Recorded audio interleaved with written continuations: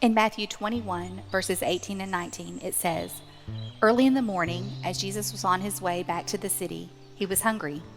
Seeing a fig tree by the road, he went up to it, but found nothing on it except leaves. Then he said to it, 'May you never bear fruit again.' Immediately the tree withered."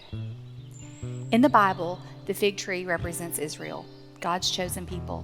In the New Testament, it represents those who have a relationship with Christ. The cursing of the fig tree came just as Jesus had overturned the tables in the temple.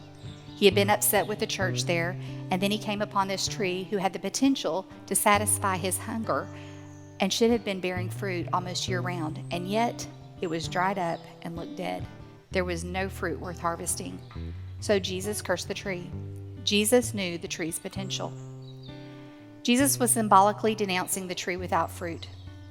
If you break it down even more, he was letting those disciples with him know his feelings about those hiding behind the name Christian but bearing no fruit. The leaves could symbolize good things, but without fruit from the tree isn't fulfilling its purpose. A primary purpose of a fig tree is to bear figs, and anything less than that is a far cry from what it was created for. A secondary purpose of the fig tree was to provide shade for weary travelers and some comfort from the sun. When a tree was dry and barren, it could not accomplish this purpose. So, as a follower of Christ, what's my purpose? What fruit am I bearing? What does Jesus see when he sees my life?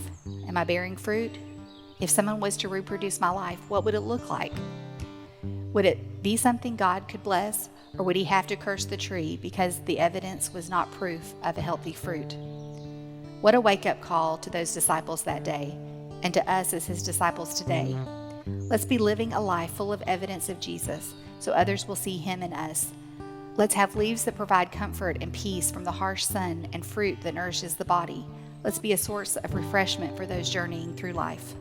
The lesson of Tuesday of Holy Week is live a life that God desires to bless. Produce fruit and make disciples. Provide refreshment for the weary and comfort for the tired.